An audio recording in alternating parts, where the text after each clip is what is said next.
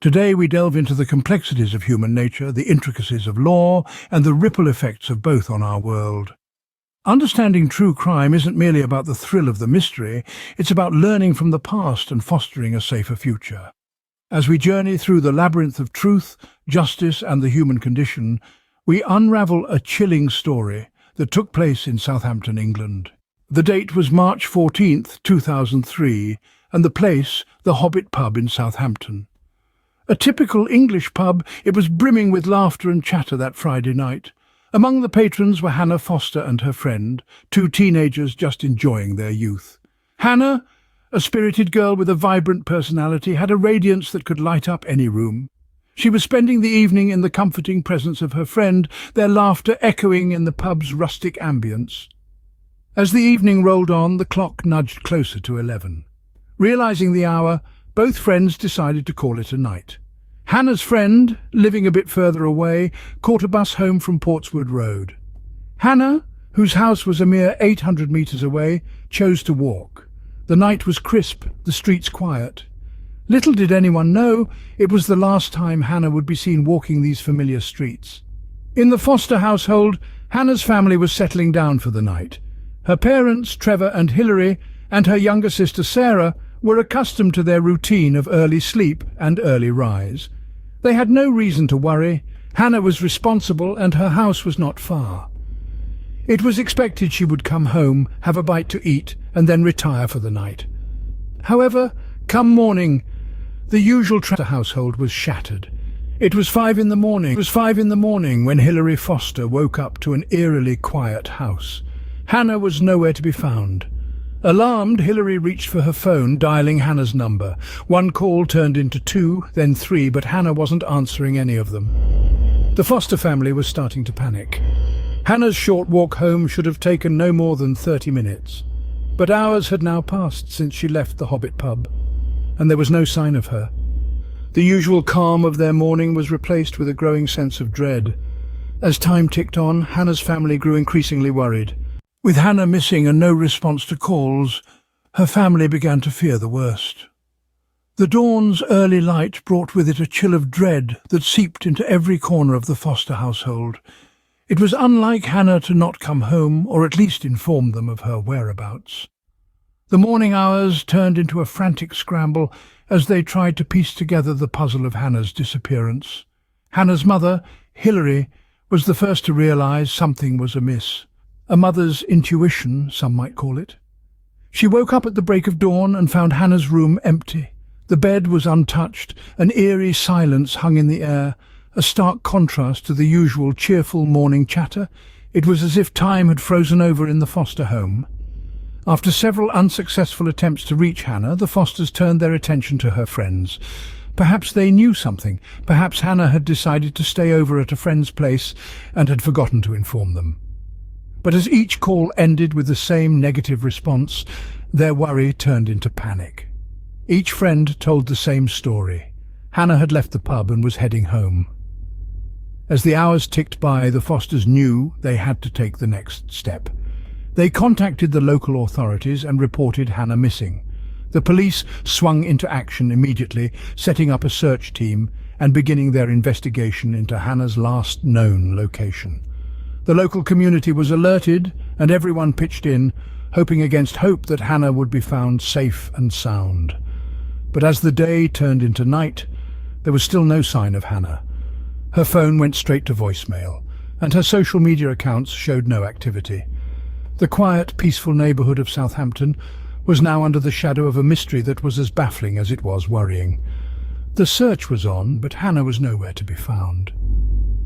As the moon rose in the sky, a sense of dread settled over the Foster household. The question on everyone's mind was, where was Hannah? As hours turned into days, the police began their investigation into Hannah's disappearance. The Hampshire Constabulary immediately launched a full-scale investigation. Their first task was to trace Hannah's steps from the moment she left the Hobbit pub to her last known whereabouts. The investigators meticulously combed through the route she would have taken, searching for any signs or clues that could shed light on her sudden vanishing. One of the first major challenges they faced was the lack of witnesses. It was late at night when Hannah was last seen, and the streets were largely deserted. This made it incredibly difficult for the police to piece together a concrete timeline of events. Despite this, they refused to be deterred. They reached out to the public, appealing for anyone who might have seen or heard anything unusual on the night of Hannah's disappearance to come forward.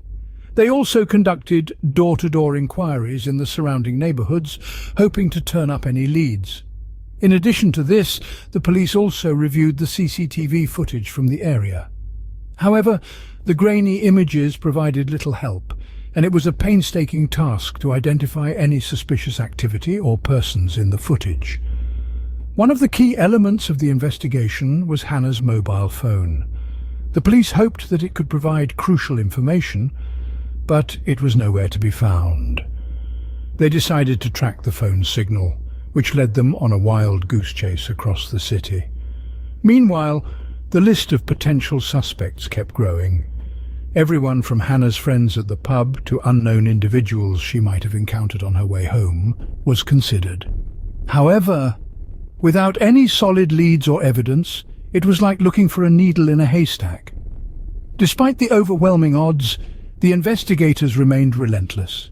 They knew that every second counted, and that they were not just dealing with a missing persons case, but potentially a crime. The police also worked closely with Hannah's family. They provided emotional support and kept them updated on the progress of the investigation. The Fosters, in turn, assisted the police by providing valuable information about Hannah's habits, friends, and daily routines. The investigation was a massive undertaking. It involved numerous detectives, forensic experts, and support staff. They worked around the clock, following up on every lead, no matter how insignificant it seemed. Each piece of information was carefully analysed and cross-referenced with other data to build a comprehensive picture of what might have happened to Hannah. Yet, despite their best efforts, the investigation hit a brick wall. The leads dried up and the trail grew cold. The police were left scratching their heads, their initial optimism replaced by frustration. They had done everything in their power, followed every possible lead, but they were still no closer to finding Hannah. Despite their best efforts, the police were left with more questions than answers. Hannah's story is not just a tragic tale of a night gone wrong. It's a stark reminder of the vulnerabilities that we often overlook. It highlights the critical importance of personal safety, particularly for young women, even in places that are familiar and seemingly safe. This case compels us to question our own safety measures. Are we doing enough to protect ourselves and our loved ones? Are we aware of our surroundings when walking home late at night? Hannah's story underscores the need to be vigilant at all times, even in the most routine situations. But the implications of Hannah's case go beyond personal safety. It also exposes the gaps in our justice system. Despite the overwhelming evidence, the wheels of justice turned excruciatingly slow for Hannah and her family. They had to endure years of waiting, of not knowing, before they could finally see justice served. This case raises uncomfortable questions about the effectiveness of our legal processes. How many other families are waiting for justice? How many other victims are waiting for their stories to be heard? It's a sobering reminder that justice can sometimes be a long, drawn-out process, filled with uncertainty and frustration. Hannah's case also highlights the importance of perseverance in the face of adversity. Her family's relentless pursuit of justice, despite the odds, is a testament to their strength and resilience. Their determination serves as an inspiration for other families who are also seeking justice for their loved ones. Moreover, Hannah's story underscores the critical role of the media in highlighting such cases. It was the media attention that kept the case alive, that kept the public interested, that kept the pressure on the authorities. This case serves as a reminder that the media can be a powerful tool in the pursuit of justice. However, the most important lesson from Hannah's story is perhaps the value of life itself. It's a stark reminder that life is fragile, that it can be snuffed out in an instant. It's a call to cherish our loved ones, to appreciate every moment we have with them, for we never know what the future holds. As we finish, remember Hannah Foster and think about the lessons that we can learn from her story. Let's ensure that Hannah's tragic tale serves as a wake-up call, a call to action, a call for a safer and more just society. Let's make sure that her story is not forgotten, that her life was not in vain. And let's make sure that we do everything in our power to prevent such tragedies from happening again.